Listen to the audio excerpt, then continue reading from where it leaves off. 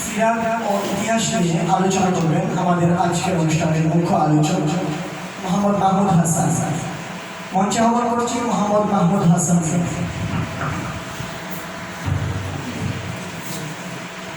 السلام عليكم. الحمد لله رب العالمين والعاقبة للمتقين ولا عدوان إلا على الظالمين والصلاة والسلام على سيد الأنبياء والمرسلين. প্রথম থেকে নিয়ে পর্যন্ত যতটুকু শুনছিলাম বসে বসে মনে যাচ্ছিল যে বলার চেয়ে শোনাটাই হয়তো অধিক শেষ, সময় কম। আর আমার বিষয়ে যাত্রা করে দেওয়া হয়েছে আল-আকসার ইতিহাস এবং মুমিনের চেতনা। অতি সংক্ষেপে এই ইতিহাসের সামান্য একটু লিগাল কাজকে আমার বক্তব্য শেষ করে দেওয়ার চেষ্টা করি। আল-আকসার ইতিহাস বলতে আপনারা যা জানেন, ওই জায়গায় বুরাক বেজারাহার স্তম্ভ ছিল এবং সমস্ত আম্বিয়া ইসলাম এই জায়গায় একত্রিতভাবে জমাবদ্ধভাবে নামাজ পড়েছেন এবং আল-আকসা মসজিদ আমাদের দ্বিতীয় কিবলা ছিল। এরপর থেকে আল-আকসা মসজিদ সর্বপ্রথম ভিত্তিপ্রস্তর নির্মাণ করেছিলেন হযরত নবী সুলাইমান আলাইহিস সালাম 1000 খ্রিস্টপূর্বাব্দে 1000 বছর খ্রিস্টপূর্বাব্দে তিনি নির্মাণ করেছিলেন 1500 জিন ও ইনসানের মাধ্যমে। এরপরে আমাদের এই ইতিহাসে জানা দরকার যে আল-আকসা মসজিদ হযরত নবী সুলাইমান আলাইহিস সালাম নির্মাণ করার পর ধ্বংস করে চলে গেল। 166 খ্রিস্টপূর্বাব্দে নেবুকাদনেজার এই আল-আকসা মসজিদের নির্মাণ ভিত্তিপ্রস্তর যে নবী সুলাইমান আলাইহিস সালাম করেছিলেন সেটি তিনি কি করেছেন? ধ্বংস করে দিয়েছেন। তারপর সম্রাট এজরা ও নেহামিয়ার যৌথ প্রচেষ্টায় আবারও আল-আকসার নির্মাণ এই ভিত্তিপ্রস্তর কি করা হয়? পুনর্নির্মাণ করা হয়।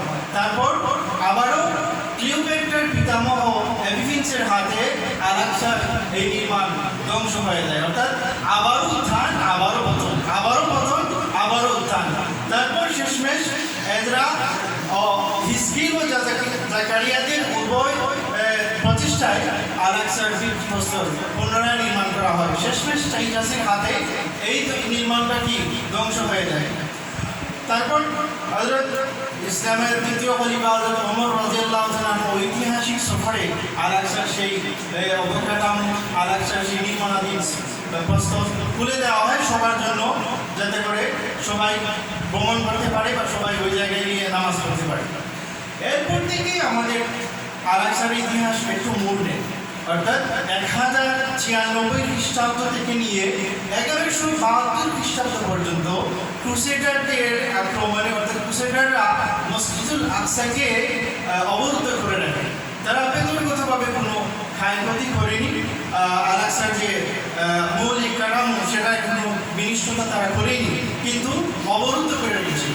সেই জায়গায় আমাদের স্বপ্নভবন জেরুজালেম বুলবুল সারওয়ার ওই বইতে যে তথ্য দিয়েছেন, অথবা স্বপ্নভবন জেরুজালেম প্রথম ক্রুসেড রেদওয়ানুল কবির সবুজ ওই বইতে যে তথ্য দিয়েছেন, অর্থাৎ জেরুজালেম প্রথম ক্রুসেডের 12 জন শাসক ছিলেন, যার অন্যতম ছিলেন Jamie Anderson, Douglas Costa, Henrique Mancini, অথবা আলবার্টো ডেল রেও, অথবা ফিলিপ হিউজেস প্রমুখ।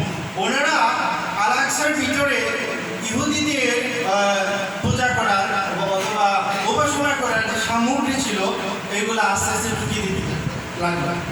এই জেরুজালেম প্রথম ক্রুসেড থেকে আল-আকসার ভিতরে ইহুদিবাদী অথবা খ্রিস্টানদের এই ওই ইবাদত অথবা উপাসনার সামগ্রী যে ঢোকাতে শুরু করেছিল সেটা একেবারে 1172 খ্রিস্টাব্দ পর্যন্ত অব্যাহত রয়েছে।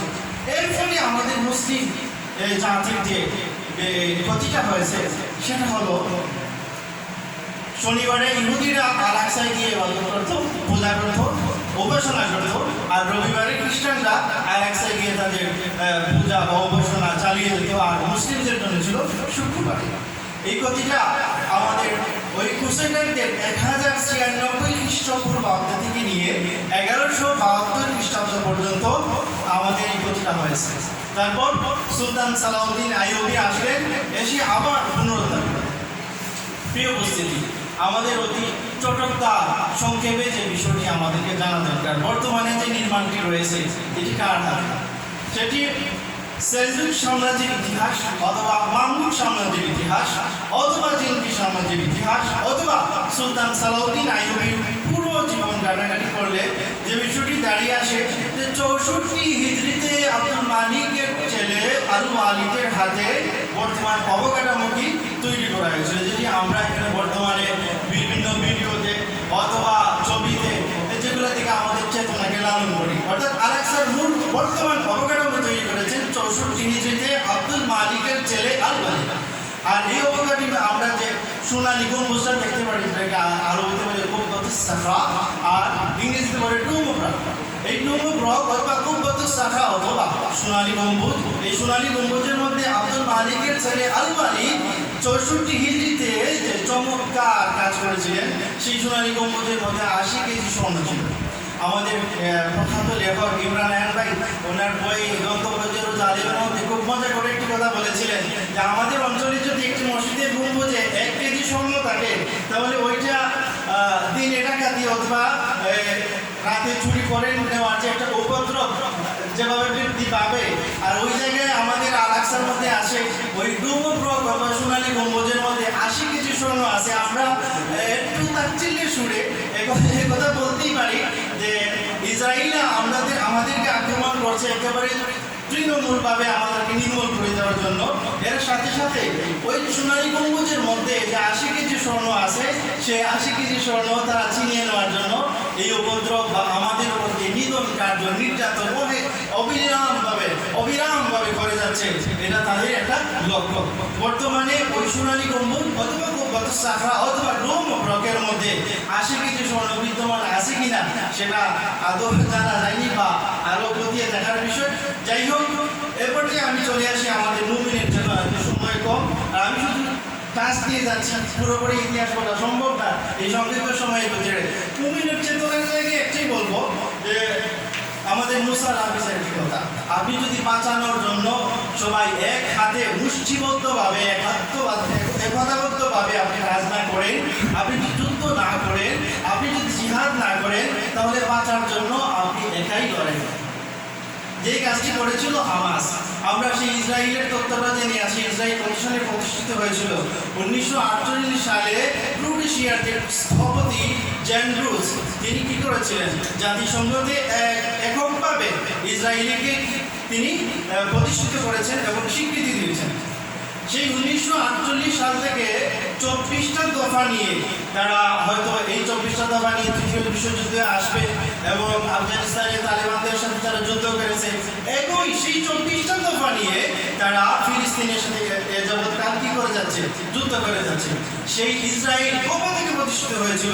1948 সালে। কে প্রতিষ্ঠিত করেছিল? জাতিসংঘের ক্রোয়েশিয়ার স্থপতি জ্যান্ড্রুস, যিনি কি করেছিলেন, এককভাবে একক নেতৃত্বে ইসরায়েলকে প্রতিষ্ঠিত করেছেন, স্বীকৃতি দিয়েছেন।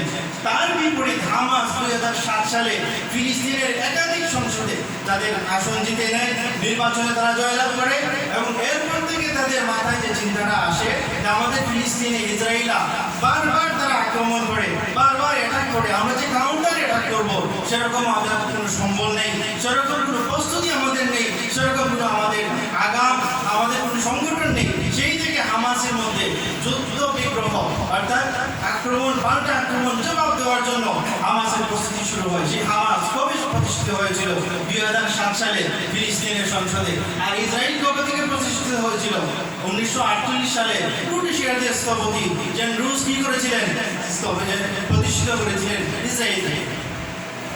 এই ছিল সংক্ষিপ্ত আমাদের আল আকসার ইতিহাস ও চেতনা, মুমিনের চেতনা।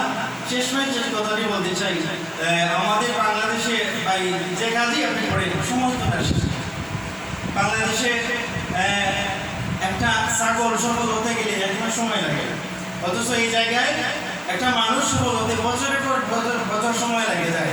যে দেশে কি পরিমাণ সমালোচনা থাকলে একটা ছাগল, সাদিক এগ্রোর যে ছাগল, আমি সেটার কথাই বলছি, এখানে লুকানোর কিছু নেই। সাদিক এগ্রোর সেই ছাগলটি 12 লক্ষ টাকার দাম, কিন্তু 15 লাখ টাকা দিয়ে একজন কিনে নিয়েছে। এই ছাগলটা সফল হতে কত সময় লেগেছে? মাত্র 1 মাস। যে দেশের সমালোচনা এত তীব্র হারে বেড়ে যায়, সেই দেশেই একটা ছাগল সফল হতে সময় লাগে মাত্র 1 মাস, আর একটা মানুষের সফল হতে সময় লেগে যায় বছরের পর বছর। আমি কৃতজ্ঞতা, আন্তরিক কৃতজ্ঞতা এবং আবারও কৃতজ্ঞতা এবং হৃদয় নিংড়ানো সাধুবাদ জানাই এই সুসাহিত্যের প্রণাঙ্গন, সুশাসনাঙ্গনকে, যারা আমার আমাদেরকে এই তবুও আমার জানা মতে আজকে যারা উপস্থিত হয়েছেন এবং আলোচনা করেছেন তারা প্রত্যেকেই ছিলেন তুখোর পাঠক। এই যে এদেরকে খুঁজে খুঁজে এনে স্টাবলিশ করা আবার পরিবেশন করা, এটা একমাত্র সুসাহিত্যের সুনামগঞ্জের পক্ষে সুনামগঞ্জের পক্ষেই সম্ভব হয়েছে। আমরা এই জায়গায় আরো বড় বড় আলোচনা আনতে পারতাম। ভাই এই দেখেন আজকে যারা আলোচনা করেছেন তাদের পাঠের কি গভীরতা, পাঠের কি তীব্রতা, পাঠ ও বৈচিত্র্যের সমন্বয়ে আমাদের মাতৃত্বের বন্ধনটাকে একটু মজবুত করে দেন, একটু শক্ত করে দেন। দেখবেন আমাদের দাওয়াতের অঙ্গন আরো সহজ হয়ে যাবে। আমাদের দাওয়াতের এই অঙ্গনে কাজ করার শক্তি মাত্রা আরো তীব্রভাবে বেড়ে যাবে। এই সমালোচনার জগতে আমাদের কবি ইমতিয়াজ মাহমুদ সমালোচনাকে বর্তমানে যে সমালোচনা চলছে, আপনি যে কাজ করেন সমালোচনা হবে, এই সমালোচনাকে একেবারে নিদারুণভাবে এটি সুন্দরভাবে বলেছিলেন যে আমি উঠছি আকাশে, আমি উঠছি শূন্যে, আর সমালোচকরা সমালোচনা করছে আমার পায়ের নিচে মাটি। কথাটা হয়তো আপনারা বুঝতে পারছেন না। আমি উঠছি আকাশে, আমি উঠছি শূন্যে, আর সমালোচকরা সমালোচনা করতেছে আমার পায়ের নিচে মাটি নেই। আমাদের বাংলাদেশের যে কাজই করে মামুনুল হক যখন জেলে ছিলেন, কারাবন্দী ছিলেন, তখন কিন্তু আমাদের উলামায়ে কেরামি মামুনুল হকের সমালোচনা বেশি করেছে। যাই হোক, আমি আবারও প্রত্যেক সাধুবাদ জানাই যারা উপস্থিত হয়েছেন, যারা আলোচনা করেছেন, তাত্ত্বিক আলোচনা করেছেন, সময় ব্যয় করেছেন, শ্রম দিয়েছেন এই অনুষ্ঠানকে সাফল্যমণ্ডিত করার জন্য। আমরা সবাইকে কৃতজ্ঞতা জানাই, সবার আন্তরিক দুর্বল জানাই। জাযাকুমুল্লাহ। আসসালামু আলাইকুম।